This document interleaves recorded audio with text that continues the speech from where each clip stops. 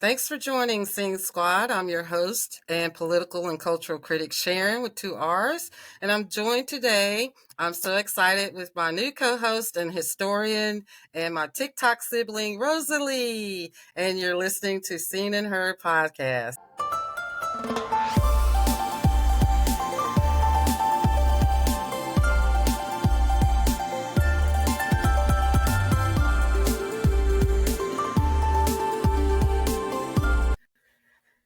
Thanks again for joining Seen and Heard podcast, where everyone should be seen and heard. Don't forget to thumbs up the video, share, and comment. If you would like to support us and our content, the links will be in the description box. Go to our Buy Me a Coffee membership page, become a member, support the community, and you can also make a one-time donation. No matter how small, all support is greatly, greatly appreciated. So today's topic is updates to Signalgate, signal of stupidity. And I'm going to open up with, I want us to talk on the other side of this clip, but I'm going to open up with how allies or people in other countries are viewing what's going on in this country. So this is LBC TikTok account, and I want to talk. We'll talk on the other side, Rosalie, and you'll give us your introduction. Sounds good. So well done. That means it gets read out. But the reason America hates us is because of left-wing lunatics like yourself who have no perception of the real world. If the likes of you were ever to run the world, we would be in the proverbial "wake up, you people," says Ian.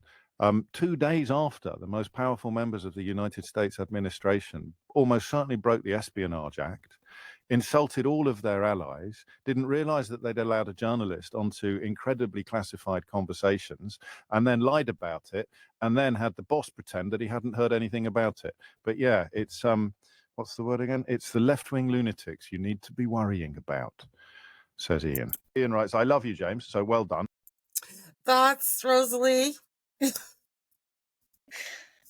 Oh my goodness. I mean, in all fairness, it's par for the course on the strategy to this isolationist strategy that we're seeing coming out of the administration. And I mean, let's be honest, we even saw it beginning during the Biden administration with some of the ways that we were treating our allies in regards to some of the support that we were giving with what was going on in Israel. But Trump knows how to, he's just an overachiever, I think, in that regard.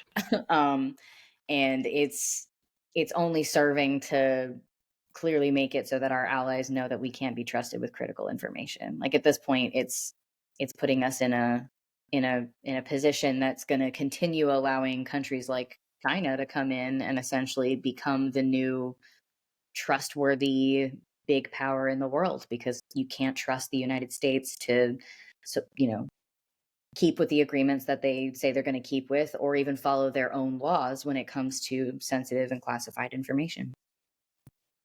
This headline, catastrophically stupid. Breaking full Yemen war plans and bombshell signal chat between Trump officials released. Now, I'm just showing this because our media continues to fail us. They're continuing to normalize this kabuki theater, and it's just that's why, well, that's not the only reason why we're in this spot, but this is the Daily Mail. However you think of the Daily Mail, this headline is correct. It's absolutely correct. Absolutely. It is.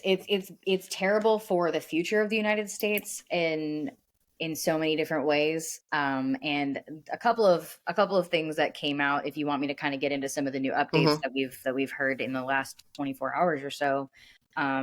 Folks are talking about the fact that the one of the members that was in the chat at the time was located in Russia while this discussion was going on, and there have been reports coming out in recent weeks that China has been trying to get into Signal, and so to use the app that that Russia has reportedly been trying to, allegedly been trying to hack into, and then having someone being sent that information on that app while physically in Russia, it again, catastrophically stupid maneuver.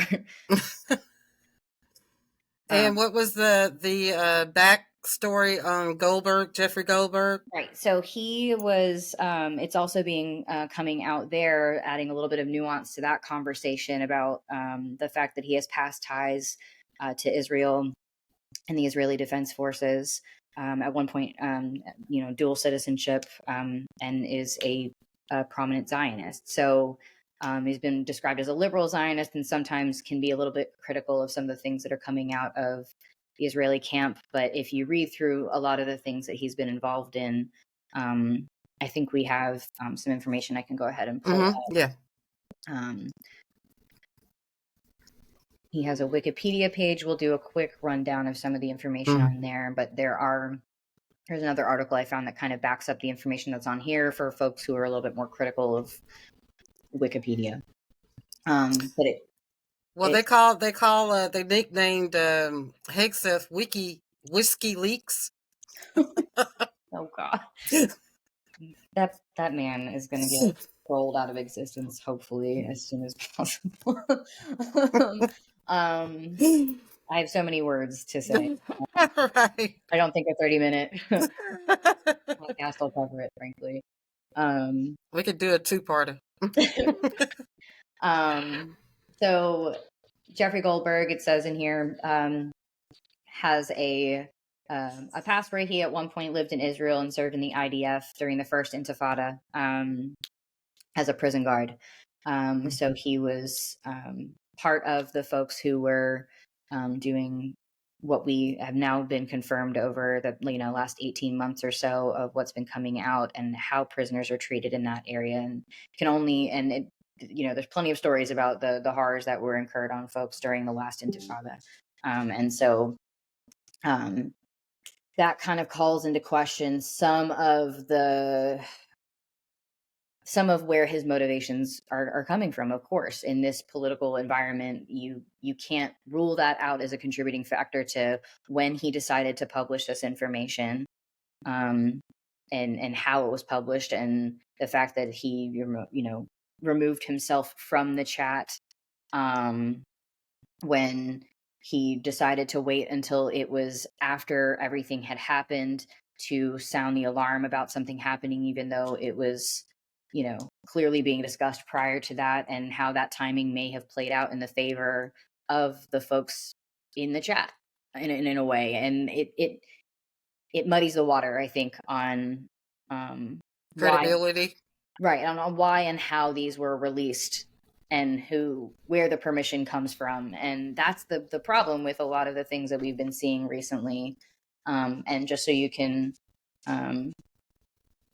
get another article is Jewish Currents I found, and it does discuss in some ways where he did push back against some of the more far right narratives that were kind of coming out, people who were criticizing Bernie Sanders and calling him a national socialist in a way, and trying to insinuate that what he was trying to do from his more left take was in line with what Nazis have been doing. And Goldberg was like, that's a step with fair, you know what I mean? Right.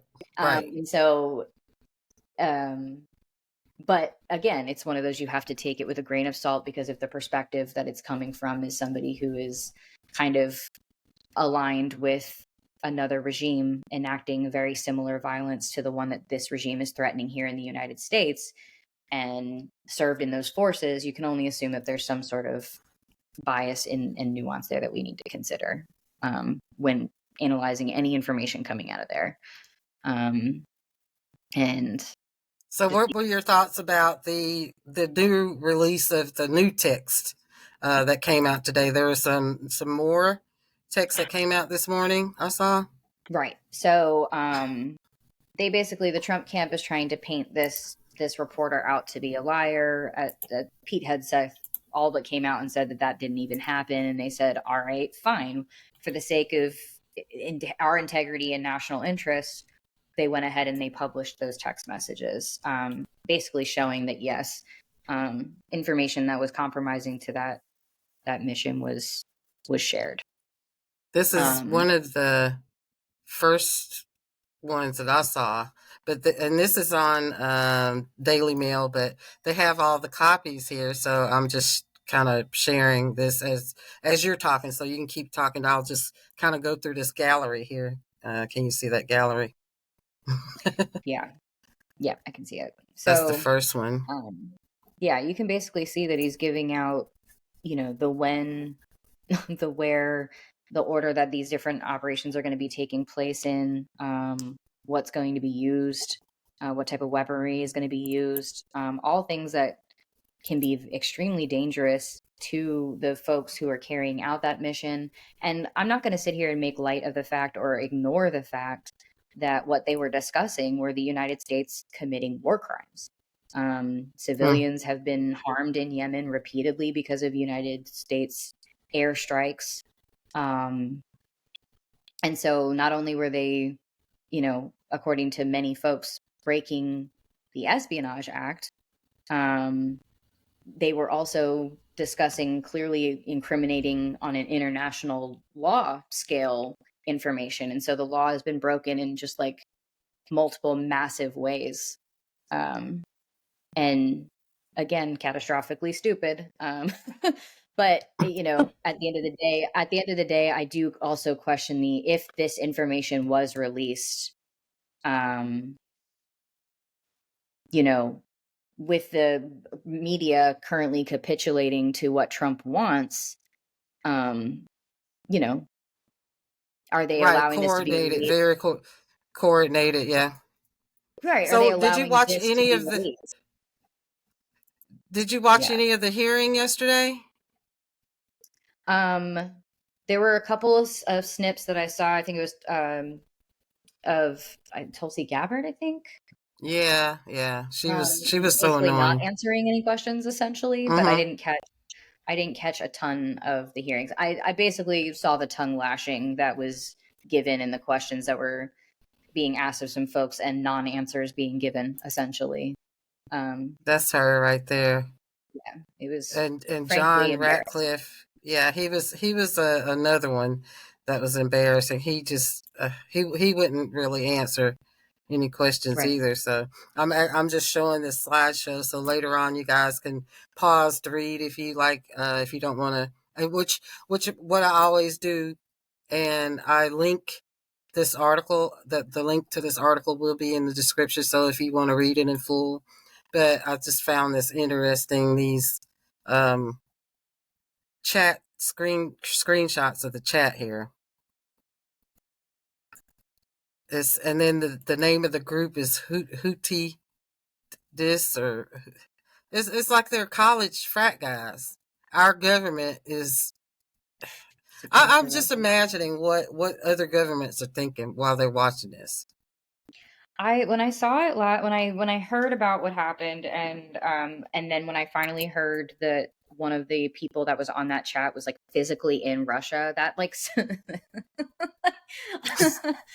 like I was at the point where I was like, this is cartoonishly bad. This is literally if you tried to order a bad guy off of Temu. Like this is how it feels like when like you get the generic brand of supervillain type behavior. It's like bad Bond villains, like cartoonishly bad Bond villains.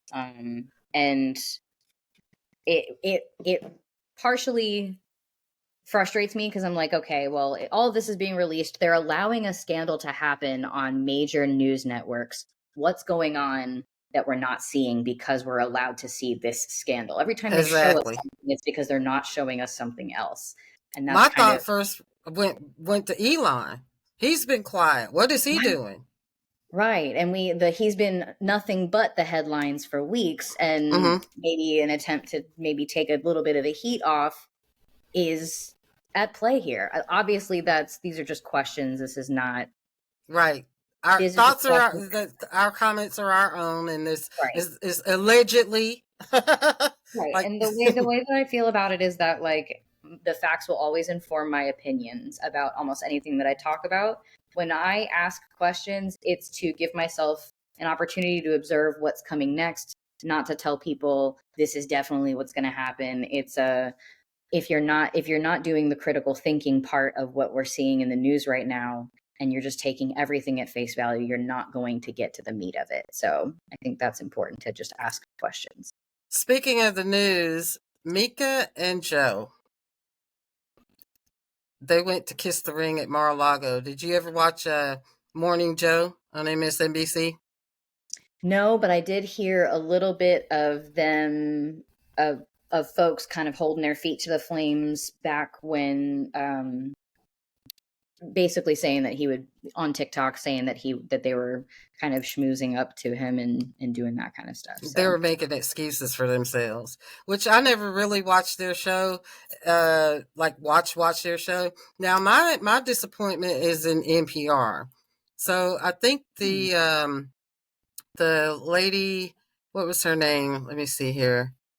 NPR CEO Catherine Meyer says that NPR was mistaken and should have covered the Hunter Biden story more aggressively.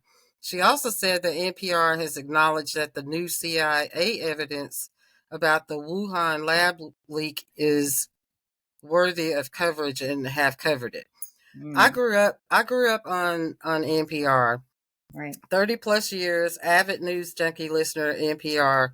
Their weekend shows like Car Talk, Paul Harvey, all of that. And I stopped supporting them in around 2016, seeing how they were tripping. They started then tripping it over themselves and their both sidesism coverage and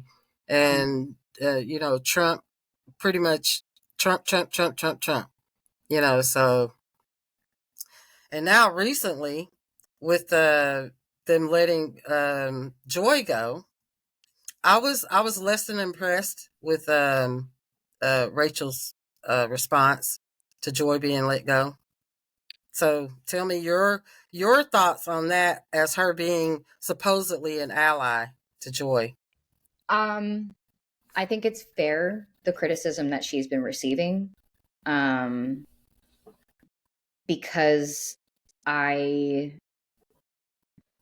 unfortunately, I don't think, I mean, even as somebody who's in the public eye and has a lot and employs a lot of nuances, an incredibly intelligent person,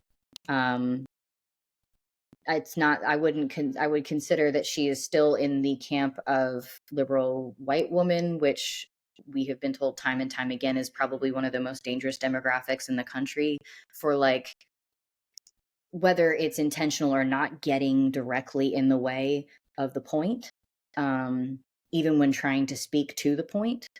And I think that she definitely made sure that her dislike for what happened was made known, but I don't think that she showed the emotion that I would have expected her to show. Certainly not the emotion that reflects the viewership of her show. But I think that she's going to try. I think that there's an element of folks who are trying to stay on the air, to have the voice in mainstream media, that they may still have hope in the institution that they're a part of, and be trying to cling to that in what a lot could call a naive maneuver. Because if they're kicking out other folks in minority communities, LGBTQ communities, and other marginalized, it's only a matter of time before that also becomes a problem. I really see her probably winding up losing her show at some point anyway. If she's part of the LGBTQ community herself. Right. And so it's maybe she's trying to hold out for as long as she can and toe the line to an extent without keeping her mouth entirely shut. And she thinks that's the most useful way that she can maneuver at this time. Genuinely, for myself, I am loving the energy that's coming from Joy in the aftermath of this, and her with Don and like coming together. I love Don Lemon. They Like, are so, watching them I love go Don like Lemon. independent media, like independent journalism, and watching them really Thrive. good gloves They off. are thriving. It's I can see it on like the weight off of both of their shoulders, and the conversations that are being had are beautiful and wonderful. I really hope Rachel gets to the point where she's ready to have a conversation in that way with them. But I think I will let the communities that have the potential to be harmed have the opinion that counts the most in this case. She is in that camp with Anderson Cooper, which was another disappointment, so they're both of the same community, but they are white. Right. And I mean, it unfortunately that all of the other intersections stop at that point, because white supremacy culture is literally the erasure of intersectionality. Like, it requires that you don't have intersections in order to have proximity, and so it doesn't discriminate in that sense. It's the only way it doesn't discriminate. and being comfortable under fascism, it's not going to end well. There's no right. I don't think there's any way for honest journalism to have a foothold in organizations that capitulate to a president and essentially get people fired specifically because of their views towards an incoming administration. Like, at that point, it's in the same way that we watched Columbia University. Oh yeah, and that's why I brought up NPR, because go down the pipeline essentially and get sucked into the right pipeline in the same way is. And I think that the underbelly of a lot of things is being revealed to us in a lot of different ways. Maybe faster than some of these organizations anticipated in some regards. But unfortunately, our media cycle, the 24-hour news cycle, it being based on ratings and not something based on just simply the public interest, it makes it so much easier to get, or harder to get, honest news that's not from independent journalists. Speaking of NPR again and independent journalism, because NPR is supposed to be, paid for by the viewers.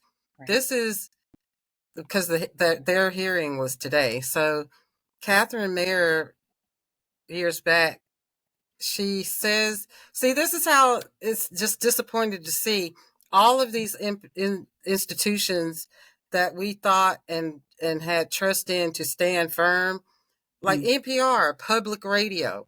She is bowing down, just like Joe and Mika did at MSNBC and New York Times. Well, New York Times has been questionable, and then Washington Post.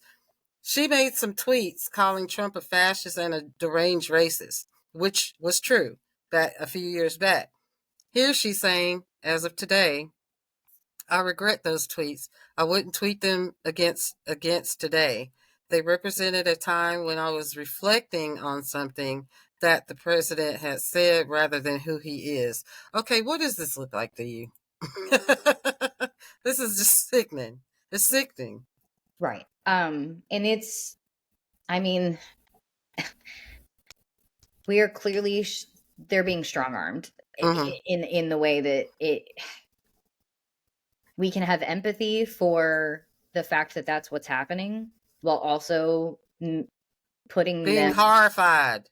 Right. But being like, hey, look, but at the end of the day, this is exactly what you do for a living exists for. This is the entire point of what you do, is making sure that no matter who they are, the story gets told. And told in a way that doesn't represent a specific political opinion. And to turn around and backpedal in such a public way like that, it feels like a humiliation ritual in a way.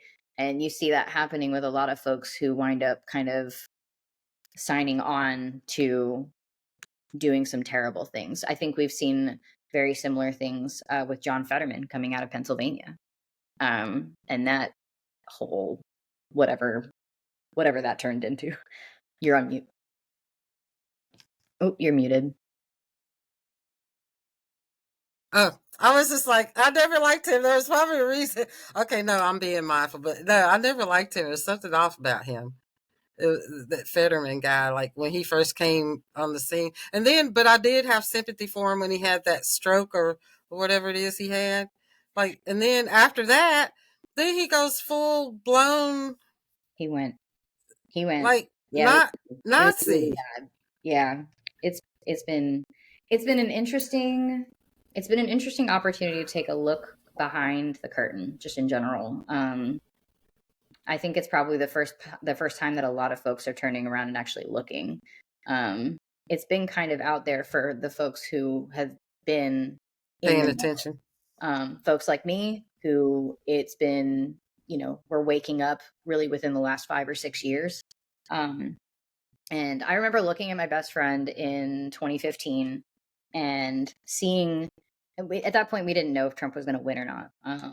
But I remember seeing what was being tolerated during debates. I remember seeing what the discussions were, how people were responding to them, generally how people were kind of allowing certain things to fly that just I had never seen before. And I looked at my best friend and I was like, at this point, I wasn't sure that Donald Trump was going to win at all. In fact, it didn't look like he was going to. But I looked at her and I was like, something really bad is coming. I don't know exactly when it's going to hit or what exactly is going to be like the tipping point. But this is bad. This is really, really bad. And then watching what the DNC did to Bernie, and with the whole Hillary situation, it really told me that I can't necessarily, and then watching even up until this most recent election a couple years ago, watching somebody run as a Democrat, or this past year running as a Democrat and then flipping their seat to I've become a seen several Republican, of those. give a supermajority to my state. And so I don't look at it with a degree of shock the way that I used to. And a lot of folks are waking up to that fact. And it took a long time for a lot of us to get to that point. And that's why we are here now, frankly. And a lot more people have been willing to open their eyes than I have seen in a long time. A lot more people are, a lot of folks that I never expected to go as far right as they did have. And that can be a lot of naivety on my part for not being able to see what the subtle pieces of that puzzle were. But creators like yourself and a lot of other folks that I've come across on TikTok, as well as individuals that even I, went to high school with and everything, have been kind enough to be a sounding board, and in a way that holds my feet to the flames in the way that it needs to. That's very humbling. I think a lot of the responsibility on folks who want to learn about these things is to acknowledge the fact, especially for white folks out there, is that if we're going to unpack anything when it comes to these systems, is that learning how to recognize that the shoe is going to fit at some point, and it may always fit in some way or another, because that's just what happens when you're raised in generations of this type of system.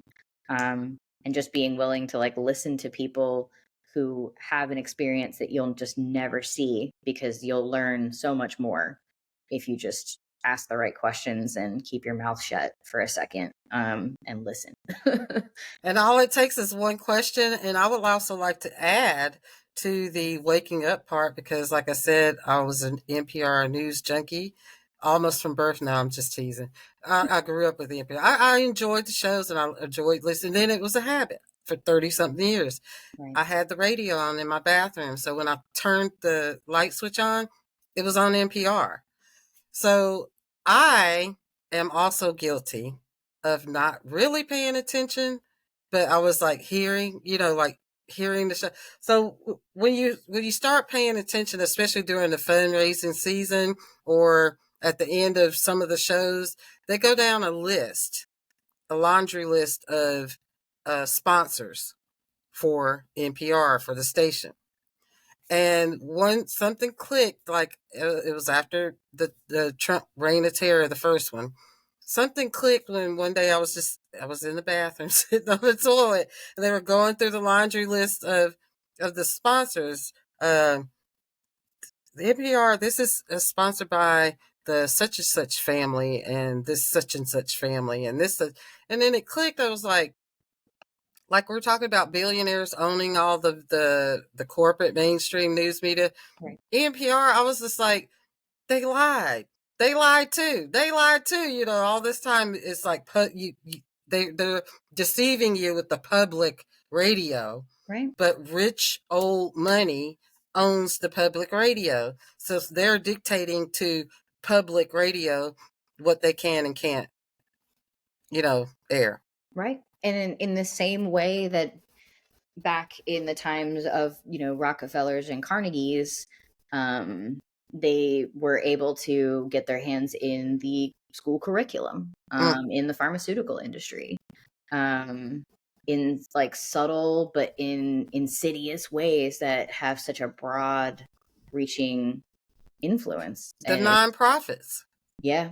And and the thing is I didn't even know that there was something like sketchy about nonprofits until right. I talked to. Exactly. I was like, oh, they must be just doing great things. No. And then it was like folks who actually like were previously working for nonprofits were kind of like sharing details, and I was like, wow, a lot of nonprofits are it feels allegedly like a lot of money laundering. Oh yeah. Allegedly, yeah. Right. It seems to. It's like exactly. I said, it kind of quacks like a duck. Exactly. Right. It's just amazing, like how distracted they've had us, and like you're saying, it's so insidious because from everything that you're watching and listening to, that is a calculated distraction, right. Calculated, very insidious, and calculated. So, right. Like. We're going to get into this more in future podcasts because we're going to end it here. I've had so much fun. Give us your formal introduction, Rosalie. Okay, sweet. Yeah. So my name is Rosalie. I have a very wide and varied background, but got a degree in animal science and a master's in reproductive physiology. And so I have a background in kind of STEM, worked in agriculture for years, bilingual in Spanish and English, working on sign language. But that gave me a window into a world and a communication with a bunch of different individuals from cultures I'd never interacted with before. Kind of began a deconstruction journey. After graduating high school and growing up in a very conservative family in a military town, grew up in Virginia Beach, Virginia, and having a lot of my viewpoints questioned. A very humbling experience getting to work with folks who were from other countries who came here for a variety of different reasons in a variety of different ways. Changed my worldview on so many different things. Got into the finance industry actually after that and started helping folks learn financial literacy because I learned that capitalism was keeping everybody kind of under their thumb, and I wanted to help as many people learn as I could. And that's how kind of my TikTok journey started, was trying to educate folks on economics and finance and those kinds of things. And within the last 18 months, just because of everything that's been happening, especially because of the outbreak with the war and the Israel, this next iteration of the Israel Hamas conflict that's been going on and the genocide there, a lot of the different parts of my amateur historian, what I had been doing in the background for a really long time, I decided it was time to like talk to folks about it and actually bring it to folks and not make it a special interest anymore and make it like it mattered. I thought I needed to communicate that. So I started making those videos, and folks really seem to resonate with the content I'm making so far. And that's how I got to meet you. And now we're here making it. Yay! I'm so excited. Long-winded. I was like, let me cover all the I'm so excited. Well, I am so looking forward to our next broadcast. So everybody out there, if you like our show, you like Miss Rosalie, give us a thumbs up. Like, comment, share, and support us in any way you can. And we will see you on the next episode of Seen and Heard Podcast. Thank you. See you next time.